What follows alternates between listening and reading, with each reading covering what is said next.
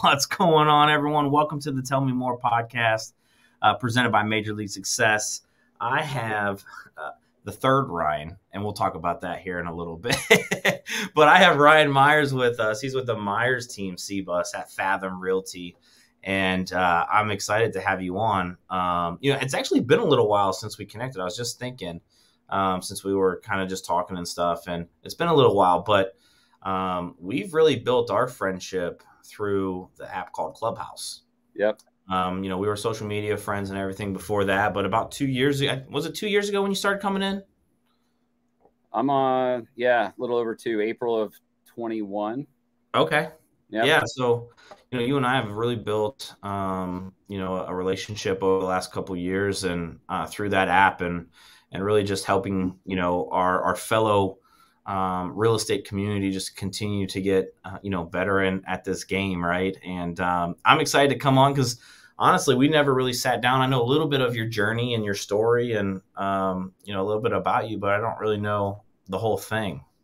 So Ryan, thanks for taking time out of your day to jump on here with me. And, we always start here on the Tell Me More podcast with the very beginning, because what I find is typically, there's usually a couple decisions or a couple things early on in our life or in our careers that have great impacts on our real estate business. And, what was life like for you growing up?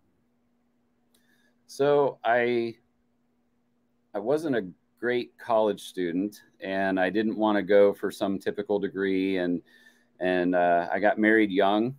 So I just celebrated 28 years of marriage to my lovely wife. There you go. Congratulations. Yeah, thanks. That was just a couple weeks ago. She's probably behind the camera saying, you better make sure you mention that. Yeah, she's holding up flashcards, saying, say this, don't say that. You got a booger in the nose. So, but yeah, we have 7 beautiful children, ranging from 20 down to 5 years old. And so my journey was, I knew I wanted to, start a family and get married, and I needed to be able to provide for a family. So I started my own painting business when I was young and just did my own thing and did well, but I did all the work myself. And I found that now I've been doing painting. I've had a painting company for about 27 years. And the bulk of my business in painting has been real estate, realtor referrals. Ryan, I have a buyer that's, needing their house painted before they move in. Hey, Ryan, I've got a seller that just needs to kiss it, keep it simple, cheap, just put your touch on it, Ryan, you know what we need. And so through those relationships and learning, I learned a lot about real estate just through my painting business of what sells a house. So I had that eye for creativity to go in and help a seller save a lot of money by not having to paint entire rooms or entire ceilings or stuff like that added a lot of value. So I became listed on numerous vendor boards at many brokerages I never even knew of or met. So what I'm curious because so you didn't go to college after high school? You just kind of dove right into the career field, or? No, that's part of my story is I did go to massage school. So I'm a licensed massage therapist. Okay. I did that full time for about 5 years, along with getting certified as a personal trainer.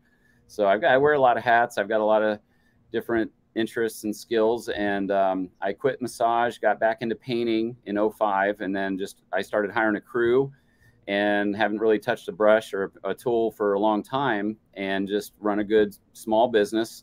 And then I started flipping a couple houses and watching my commission go to another agent. And I was like, why don't I just get licensed? And so I did that about 8 years ago. And then my wife, who's extremely smart with like technology and just remembering things, seeing a house. Oh yeah, that one sold, that house got raised and I didn't even know it was there. I couldn't have told you. So she's a great support for me. So I pushed her to get licensed. And so now my wife and I are the team lead for our Columbus group here with Fathom. We're the Myers team, CBUS, as you said. And we've got an agent on our team, and that's another probably later part of the story. But I started seeing real estate as a great option, cheap to get into, but hard to maintain, hard to really make it unless you're willing to work. And I've been self-employed my entire career. So it didn't scare me. Well, I'm curious about that, right? Because, I always tell, like when I sit down with agents getting into the business, normally real estate's the second, third, fourth career choice, right? Usually someone's coming from a W-2 to salary job where they're getting paid every 2 weeks, and they dive into real estate and it's 100% commission based, right? Like for you though, it sounds like you were were you always like an entrepreneur? Like did being on your own and not necessarily having set hours and pay, like was that something that you always went after and did? Always. Yeah. I never wanted to be tied to someone else's schedule. And I wanted the freedom to travel and be with my family when I wanted to. And that's what the painting business afforded me, and now real estate. So it's just been a very, and now that, my wife being a realtor, she understands the hours. I've got 4 showings tonight after we're done here. I got a boogie and show 4 houses on a Thursday night. So I'm giving up our date night, which I hate to do. I never do. But I'm golfing all day Saturday, so I had to give up something this week. It's interesting because, we don't really talk about it much on here, but as I've gone through my career, your significant other, if you have one, or your spouse, plays a huge role in I believe in how you do in this business. We may not think it, but we don't work conventional hours. We're very unconventional at times, and you can work to build up a business, kind of like what you do with your painting company and all of those things. And that's definitely possible within real estate. But, up until that point, sometimes it can be a wild ride. Absolutely. Yeah, it's been a lot of ups and downs, a lot of learning curve, and just kind of getting, making some mistakes. And the beauty part is I can never be fired. I can just be slow, so that's what I liked about being self-employed. So the more I hustle, the more I benefit from that. How did you get into painting though? I had some friends in the business, and I tried my hand at it, and I turned out I was a fast study, and I'm a really good painter. I'm fast, and I enjoy it. So a lot of people say I hate painting, and I'm like, that's why I have a job. Oh my gosh. It's one of those things for me. It's kind of like, I won't do it ever again, but in my younger days of moving, right. It's like, oh, I'll just move myself, or, oh, I'll just paint the rooms, or I'll paint the house or whatever. And it's like, every time I get started, I'm like, why am I doing this? Yep. So you get into painting, right? You take that on, you start building up that business, and it was just by chance that real estate was kind of your main referral source. Yes. Yeah, I just grew into that, and then my name got around onto, like I said, different vendor lists, preferred vendors. Like, use Ryan, he's great, you can trust him. And I took great care of their clients and saved people a ton of money. And then on the buy side, where people are going to live there for 5 to 10 or more years, they want to spend a little more. So I just had that quality discussion with my clients, my customers, as to what their goals were. And it just parallels so well with real estate, which is having consultations with your clients. If they're buyers or sellers, what are your goals? What's your motivations? And so it really, it's dovetailed beautifully into real estate. And I was able to work my painting business while getting into real estate. So I had a really good transition in that respect. And I got into it because one of my best friends is a broker.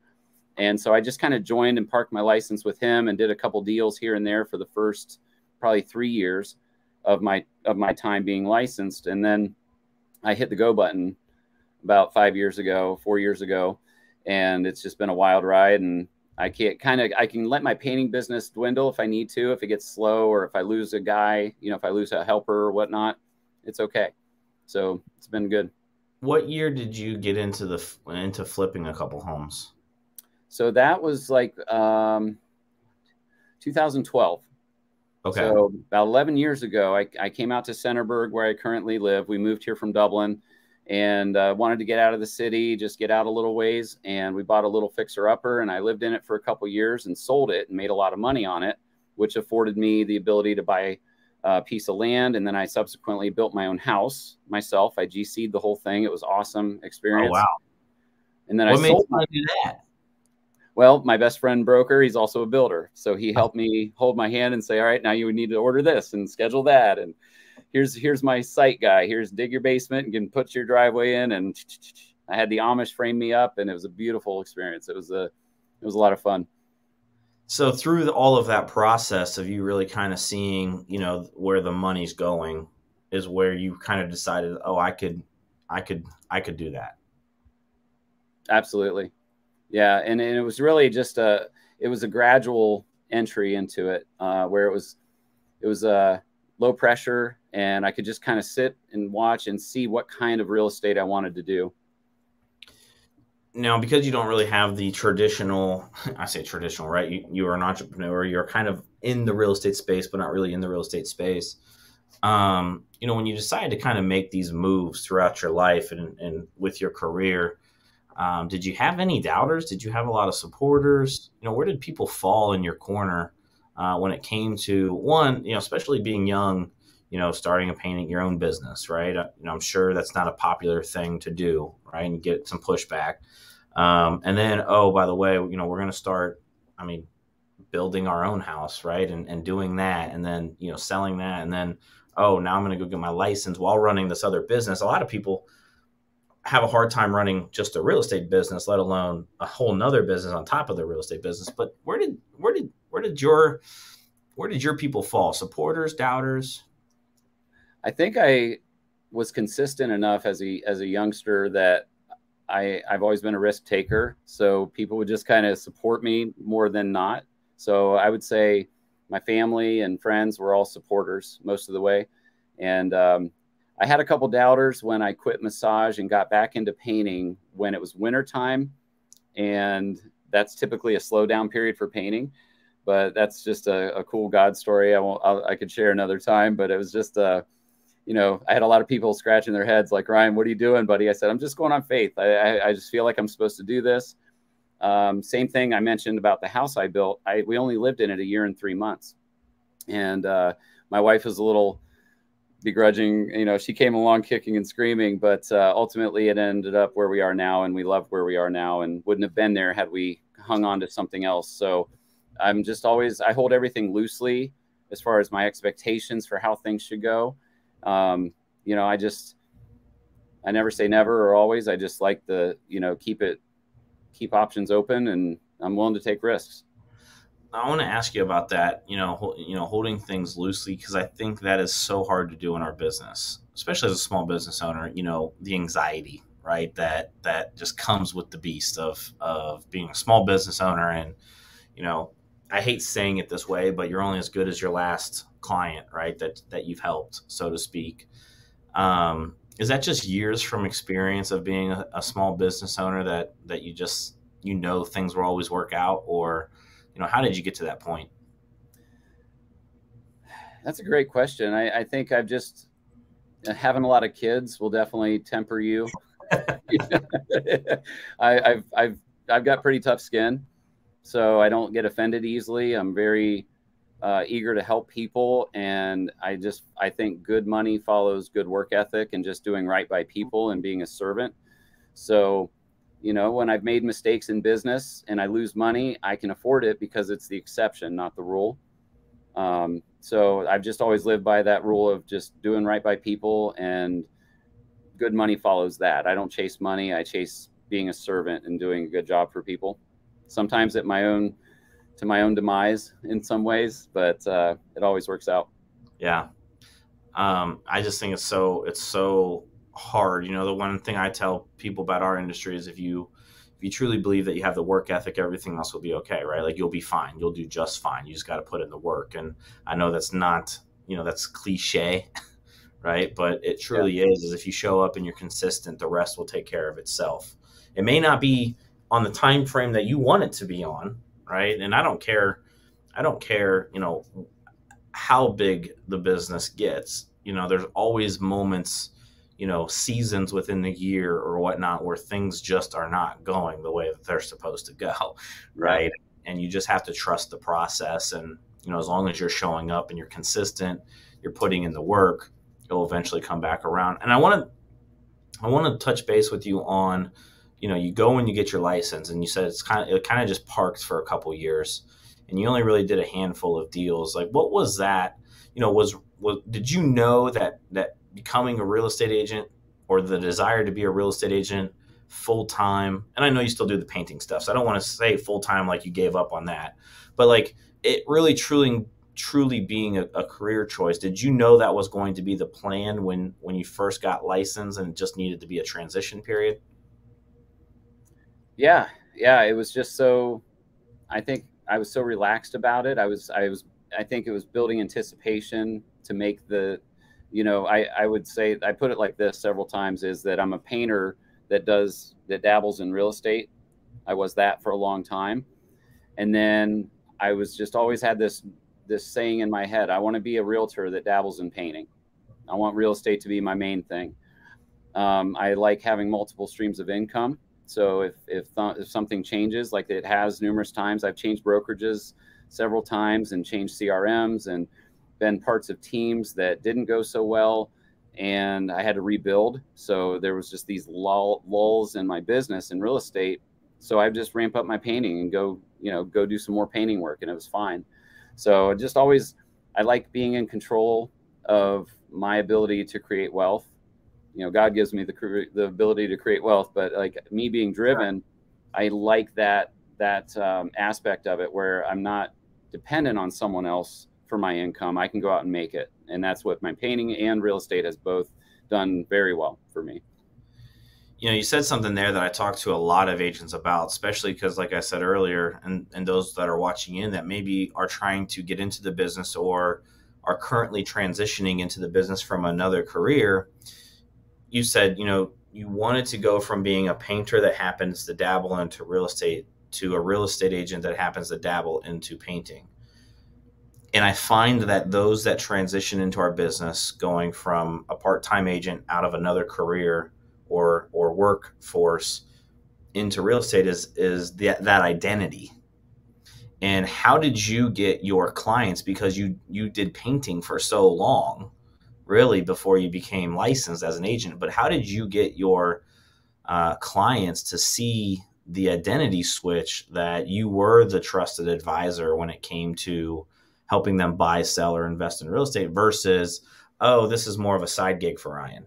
Yep. That is a brilliant question, John, because I had to overcome the stigma that was attached to me as the painter and massage guy. I was well known in my massage business as well, to like, okay, why would I trust you to sell my house? Yeah. I've known you in this genre, in this trade for so long. And that was the beauty of my transition, was as I started doing business and posting our success, just casually on Facebook, saying, here's my new buyer, congrats to this buyer. And just building that momentum and showing that, I became known as, like, when I would see someone in public run into the store or at church and they're like, man, you are crushing it, aren't you? And inside I was like, not crushing it, but I'll agree with them and say, yeah, we're crushing it. Yeah, I want to build that credibility. So that was a very tenuous issue that I had to contend with, was being known as something else. And now, how do I become that trusted advisor in real estate? Was just to start doing it and working really hard and be, putting good content out that shows that I'm keeping up on the trends in the market. So it worked. I'm doing very well now, and everyone recognizes me more in real estate than painting. I get people to call now and they're like, are you still painting? I see you're doing a lot in real estate. Hey, executed the plan, right? Absolutely. you did fine. It's interesting. You mentioned, posting about it. And when I talk to agents, I think, in our business, the best thing that someone could do would be more of an apprenticeship style, getting into real estate, because you can leverage doing real estate activities for someone else as a way for you to post that you're in the world of being a realtor, right? That you're actually doing the business. I think the other way, just because we're on the topic, for people that are transitioning into real estate, is you got to understand the market. You got to take time and educate yourself on what's happening, what neighborhoods and zip codes are hot. Why are they hot? What's going on? Why is this house sitting so long? Right. And truly study everything that's going on. Yep. Absolutely. And I think people need to be realistic about what it takes to get into the business. So I'm very candid with agents when they say, hey, what if I joined your team and got licensed? Well, what are you prepared to put in? You Yeah. know, you don't just quit your day job and then go into real estate and start making money, you know. And I'll tell you, this is something that just hit me that I would like to share in this podcast, that it was such a huge turnabout for me. So how do we justify our commissions? Mm-hmm. That's a So one huge. of the, I think it's one of the hardest questions for an agent to answer.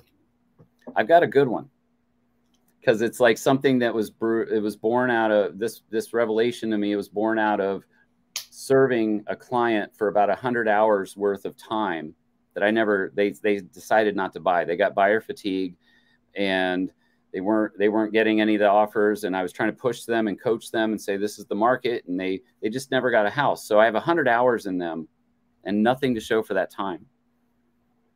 I've Yeah. done one showing, one and done, on a $500,000 house, and I got a great commission from that.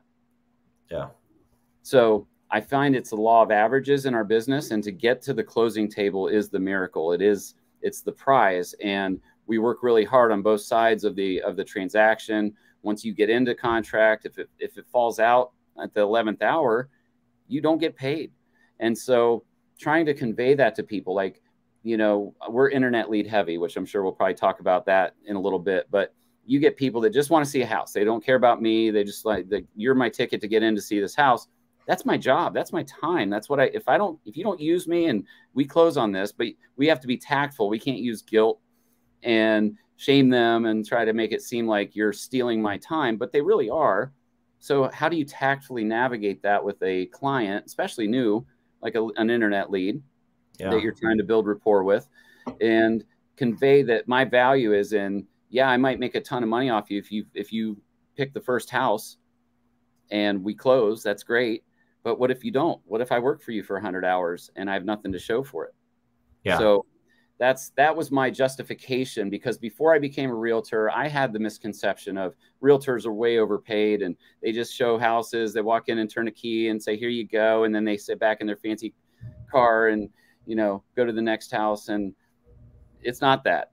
I ground and pound, and I love it. I picked this job, but I think the biggest thing is educating people on what goes into it. If they want to be an agent, this is what you're going to have to be prepared to do. Be realistic. If you're a buyer or seller, here's what we do that supports our value.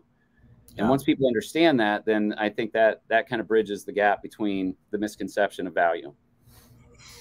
I think it's also too, I think sometimes in our industry, we're afraid to have conversations about that because the consumer believes that we are overvalued, that we're overpaid, right? But the reality is as simple as this.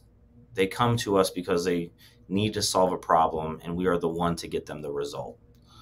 Now, everyone can then determine what that means to them as an individual, right? To some people, they would gladly pay whatever percent you would put in front of them. Some individuals, they were like, no way, not worth it, right? And I think as agents, you get to decide, and this is, and you've been around me and you've heard me talk about this, and as an agent, it should be I get to decide who I do business with, not the client deciding if they do business with me. And because of our industry and because of the amount of agents in it, and because of the low transaction count that agents do on a yearly basis, a lot of times it is client-driven decisions. We feel like we have to work with everyone. And sometimes we don't get paid what we put in. And other times we get paid for maybe a little bit of work. But it still comes down to, my wife reminded me of this, it still comes down to you accomplished the goal that they were wanting you to accomplish. And, I take it as that, right? Like, you go to the doctor, their goal is to get you healthy. You pay whatever they say. You don't negotiate. I mean, have you ever negotiated with your doctor? No. The bill comes 2-3 weeks later, right? And like, you're like, oh shit, like that sucks, but okay, well, glad I'm feeling better, right? Yeah. So I think, as agents, you have to continue to work and to build relationships and to go and help people and serve people, and ultimately get to the point where you're in your career and in your business to where you get to make more decisions than the clients are making for you. Yeah, I agree. I choose my clients in real estate just as much as they're choosing me. I'm not afraid to say I don't think we're a fit. I don't think I'm the right person or personality, or to serve what you're looking for, and Yeah. respectfully bow out of that. Same with my painting company. If I know a customer is going to be super uber picky, and to a point of unreasonable picky, because I do great work, Yeah. but if someone's just unreasonable, I can just tell them the same thing. I don't think we're a fit. I don't think I'm the right guy for you. And that builds confidence. I've had customers that I've said that to, and they go, no, I've heard you're great. I want you. I'm like, okay, well, then you're doing it on my terms. You're going to listen, because I know I'm prepared to do for you what I say I'm going to do. You don't know that yet. Right. But give me a chance to show that, and I think looking back on my 27 years of painting, I've never been stiffed on payment.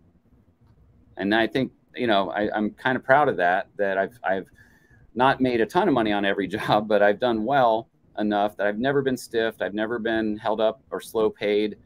I'm just, I've really honed my people skills. I'd say, I'm a good read of people and character, and overall, I've been very blessed in business to work with who I do. So Yeah. I think it's just the wisdom to know when to say, we're not a right fit. And that's sometimes hard to turn down business. Sure. But I'd rather be at home not making money with my family than being out working for someone else and not make any money. Yeah. Well, and we're moving into a marketplace now where there's going to be, I think, higher level of frustrations because of everything that's going on. Right. So, one of the things that I was always taught early in my career was that the saying to your clients, I'd rather turn you down than let you down. Right. One of the worst things I could do is get you, signed into a listing agreement and you be frustrated the whole way through the process. And then you're pissed off at me, you're upset or whatever. Right. Yeah. Same thing on the buy side. Right. Like, look, Columbus and Central Ohio is not quote unquote affordable anymore to a lot of people's standards from the past. Are we truly having the hard conversations and asking the hard questions and talking to the buyers and letting them know either this is realistic or this isn't realistic? And if the buyers are unrealistic, well, what is realistic for them, right? Like what can we do? And ultimately, we can't help and serve up, everyone. All right. We only can really help and serve the people that need our help. So, Ryan, I want to kind of dive into the real estate career. You what year did you end up getting licensed? 2018, 15? 15. Yeah. So the first couple of years, you're kind of just doing a deal here and there, moving along. When did you decide to really jump in and go all in on the real estate side? And how did you focus on really scaling the business? So when my best friend broker that I had been with for 4 years at that point, he finally turned on the gas to our business. So I was just waiting on him to decide, like, hey, we want to get a CRM. We want to start buying leads and create the framework for a business that we could operate in. So we did that. We got trained on our system and started having, I think we bought realtor.com leads. And then I just started working the phones, just calling, dialing for dollars. And I found that I was really good at it. I hated getting hung up on and slamming the phone down anymore. It's like this, but I just hated the rejection, but that thickened my skin. And all of a sudden, and I want to say that was probably 2018, maybe 2019 is when we turned on the gas, and I started having like 4 to 6 deals in contract at a time. Mm-hmm. And I was just like, oh, this is working. And I just had my blinders on, and I was going for it. And, oh, this is working. I got this in contract. All right, on to the next. And then we didn't have a transaction coordinator, so I was TCing my own stuff all the way through. And my broker came to me a little bit later and he's like, Ryan, do you realize what you're doing? And I'm like, no, what do you mean? He's like, you are crushing it. And I was like, oh, am I? I didn't know. I didn't have a grid for what the majority of agents in the country are doing. Right. You know, the average production of an agent's what, 3 to 5 deals a year, if that. And the failure rates over 80%, you know, within 2 years. I mean, there's a lot of fallout in our industry. And here I am, I'm crushing it. So I felt like I just, you know, stumbled into something, you know, that my broker friend put in the system in place, and I started working it and it worked. So that's when it really started, lit a fire under me to take it forward. And then he made some changes because the other agents on our team didn't do their part. So it was my wife and I kind of carrying the team, and it wasn't worth it financially for them. So because he made those changes, I'm like, you're my best friend, I love you, but I'm going over here now. And he's like, all right, do what's right for you. And we're still best friends today. And so I've just tried this, I tried that. I've been at several different brokerages and tried multiple CRMs now, and I know what I like. So I understand the framework for a business, the structure of what works. And now I'm taking the risk personally to start my own thing, which we just did this week. And so that's been a huge, awesome transition. I'm excited. I'm just can't tell you. I want to ask you because, you know, up until that point, you really worked your business, mainly the painting business, by word of mouth and by referral. And I think maybe I'm wrong, but I think in our world in real estate, you have like this division, leads versus SOI, and which one's right, you know? What was it for you that leads brought to the table, specifically because you did have more of an SOI referral-based painting business and you grew it that way? And now in the real estate side, it was more of like growing it through the leads opportunity. What did leads bring to you? That's a great question too. I never advertised in my painting business ever. I always I had more work than I could even keep up with. So to think about paying for lead generation at first was scary, and thought it was almost like am I failing because I have to pay to find people to work with me? But no, it's not that way at all. Yeah. And I know I'm prepared to do a good job for my buyers and seller leads that come in, and I'm very personable enough to gain their trust and credibility and authority very quickly in one conversation, where I at least have them believing I'm not a snake and I'm not going to take advantage of them. I'm here to serve you. Here's my heart in this business. So I get a little gushy mushy sometimes, a little more than some guys might, but it's just to convey being real. You know, I want people to really feel warm that I'm here to serve you, and I'll prove it. Just give me a chance to show you. You're not committing to me right away. And so working new leads, I've found a niche with that. So there's the realtor.com leads, and then there's Zillow leads, which are very different. So realtor.com leads come to you in a text. And if you're doing shared, that's you and one other brokerage that get that. You have to be first to the phone. I hated that because I'm like, people would answer and go, I didn't do this. Yeah, I never signed up for this, or they're like, someone else already got me. And I'm like, So with Zillow, it's a live transfer. So that's a lot warmer. You know, people are expecting to get you on the phone. But when I was doing realtor.com leads, I had this funny way of breaking the ice very fast. And when they would answer, first time that I've ever spoken to them, hey, this is Ryan Myers, your friendly realtor. I'm not calling. Or I would say, if you don't want to talk to me, that's okay. I won't keep bugging you. And they're like, oh, you're okay. You know, all right. So I'm like, I'm just following up because you're in my queue. You may have done something that initiated this response from me. If you don't need my help, I promise I'm not going to bug you. But are you looking for a house? Have you found something yet? And I found huge success with it. And so I actually taught a couple other people that technique, and it worked for them. And it's just, I think it's all personality. Some people aren't bred that way, but you know, I just keep finding my niche and ways to overcome objections. And I love the fluidity of it. There is no one size fits all.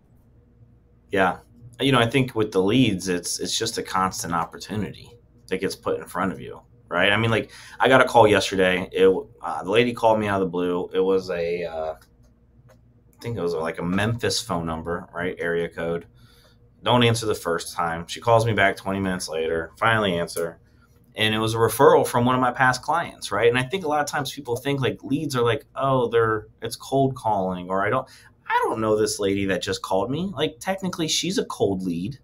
I'm meeting her Sunday, and we're gonna figure out if we can do something for her. And I think a lot of times with the leads, like people just think that, hey, they're just cold leads. I mean, there's a lot of opportunities where we get referrals and stuff where we don't know the people.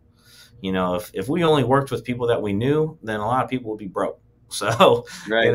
like leads was just an opportunity. I want to move forward into, you just mentioned, you're on your own as of this week, and you're excited and you want to build. I want to kind of look future pace now for, what you want to accomplish, what you guys want to accomplish moving forward. What is a goal of yours over the next 12 months? I think over the next 12 months, I'd like to get up to 3 or 4 agents that are motivated because I'm paying a lot of money for our CRM, and with our CRM comes a certain amount of lead generation. So in order for me to take a split from an agent, I want to provide as much value as I can. So whatever that money that we're taking in a split and or an admin fee and things like that, I want to pour it back into the business to purchase their signs, business cards, lock boxes, their dot loop, their the CRM, the lead generation, and then also support. If they're going to be on the phone working a deal, trying to keep it together at 10 o'clock on a Friday night, and they call me, I'm there for them. So they're paying for my availability and my knowledge and expertise. I've seen what not to do, and I've seen what to do, and I want to build it the right way because I've been on the wrong receiving end of bad management a few times now, and it's, I've chased the shiny objects on occasion, which led down it started with this great idea and potential that just kind of, now the person I was hitched to wasn't what I needed, and no love lost. I'm just kicking the dust off my sandals for once to say, I've lost my contacts and my loops enough times now, and my email address that I had. Like, I want my agents to use their own email so that they don't have to go back and change all their technology and, who has my wrong email now? I'm locked out of my email. That's a mess.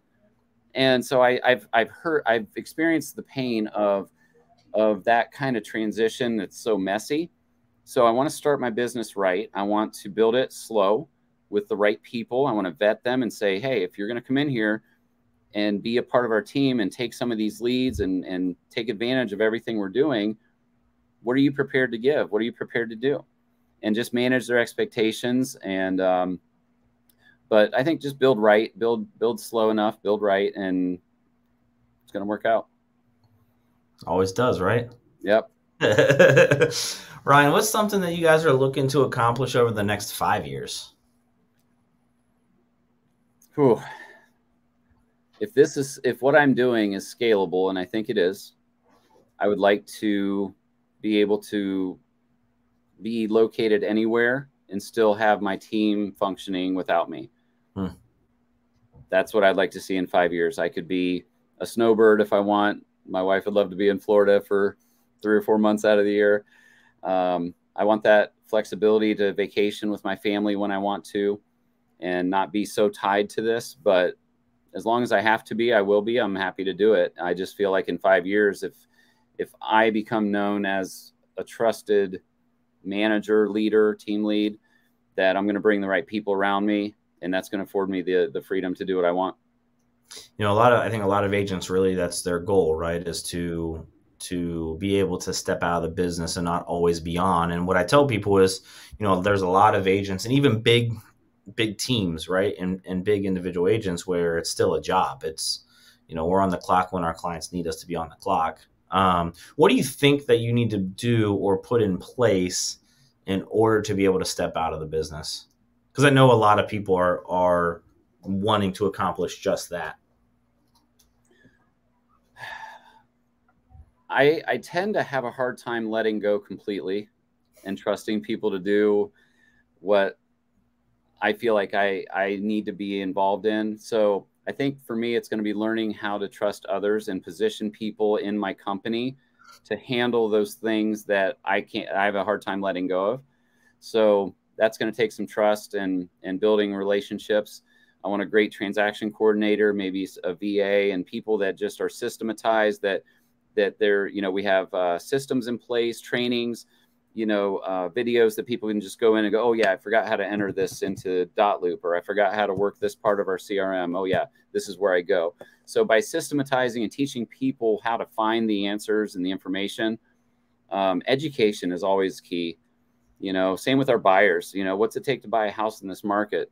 I'm showing 4 houses tonight to a guy that wrote an offer on a house last week, 35,000 over asking with 15,000 appraisal gap, and we got beat. People are waiving inspections like crazy. I lost one this morning on that cash offer, no inspections. We were well over on a conventional financing offer, but we took the cash and no inspections. Yeah. So it's hard to compete with that. And I wouldn't ask my buyers to waive inspection ever. So it's like, all right, well, let's keep looking. But my buyers, if we keep getting beat, it's not because they didn't put their best foot forward. They're realistic, and that's a badge of honor for me to have that trust in someone's biggest purchase of their life. And I always just use each time we don't get a house as a learning experience. So it builds that credibility with me. Ryan's not just trying to get me to buy something so he doesn't have to work with me anymore. Right. He's just telling me, Ryan, I'm really good at finding out what the other offers, or at least a climate of the other offers, so I know how to push my buyer of what it's going to take, so they don't leave a lot of money on the table, but that they don't miss out on a house over $5,000 or $10,000. Yeah. Yeah.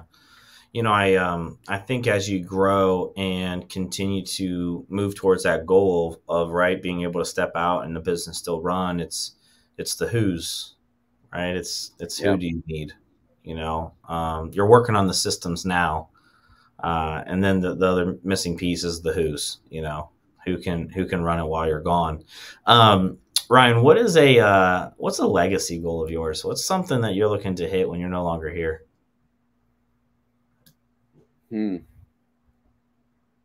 My children, for sure. My legacy is my kids. And my oldest son went to the Navy, so he's set for life. He just got married to a gal in the Navy. They're doing great, suffering in the beautiful weather of San Diego. But my next son, he's almost 18, wants to work in our business. And so for me, that's a huge win to stay close to him and train him up. He's super smart and charismatic. So I see a legacy being built right there. And my next one down is he's going for the tour. He's our star golfer, so he's actually got a shot. He's really good. But legacy is just that, oh my gosh, I remember the Myers team C-Bus. You know, they did a great job for us, and they were honorable. All their agents were super helpful and friendly. They had amazing support. It's just what people say when you're gone. You know, how did you make them feel? You know, I'm really big on creating an experience of how did you make them feel? They may forget what you did, but they'll rarely forget how you made them feel.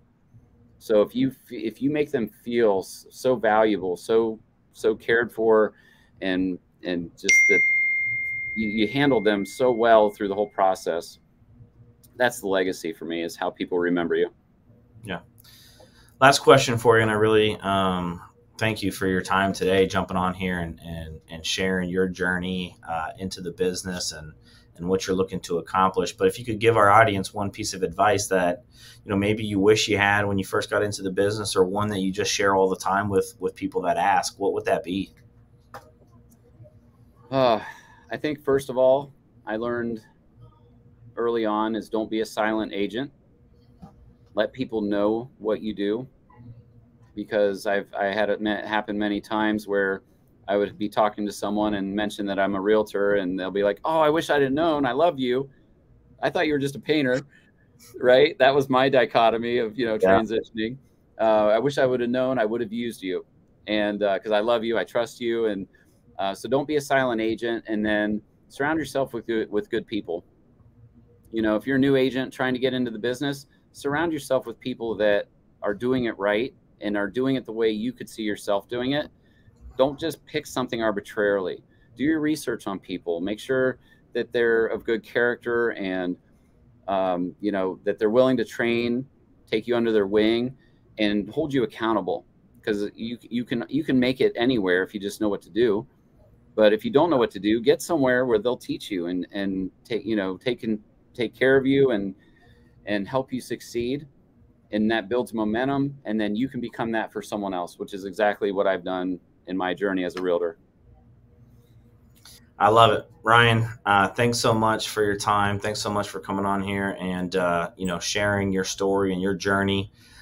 Those that are listening in and watching, if you're watching, Ryan's information is down below. If you're someone that's thinking about buying, selling, investing in real estate, reach out to him. If you are someone that wants to pick his brain about the business and possibly join his team and what they're building, make sure you reach out and connect, Ryan. But for those that are listening in, what is the best way for someone to get a hold of you and to connect? Just call or text me anytime. My number is 614-989-2157. You can call or text anytime. I'm always available. Thanks so much, sir. It was great catching up with you and learning a little bit more about your story. And I appreciate you as a friend. And if I could do anything for you, please don't hesitate to reach out to me. I'm here to help. You've done a lot for me already in the years that I've known you. We've golfed together. We had a blast. We've done all our book clubs and mixers and clubhouse. It's just been a blessing to get to know you guys. We're all about community over competition, and we really show that. And you exemplify that every morning. So you're a blessing to us too. I appreciate you. Well, it's one of the things that you just mentioned, right? Surrounding yourself with good people that will show you, that will teach you, that will open the book. None of us invent anything, right? We take it from other places and we just tweak it and make it our own. And that's all I'm trying to do as well. And I know you're trying to do the same thing. Because, you were fortunate. You had someone that was willing to invest and provide an opportunity. I had someone that was willing to invest and provide opportunities to get in. So, Ryan, it was great catching up, and who knows, maybe we'll hit the links again, because I have yet to golf this year. So that's not good. We got to fix that. Yes, sir. All right. I'll talk to you here soon. Thanks for having me, bro. See ya. All right. See ya.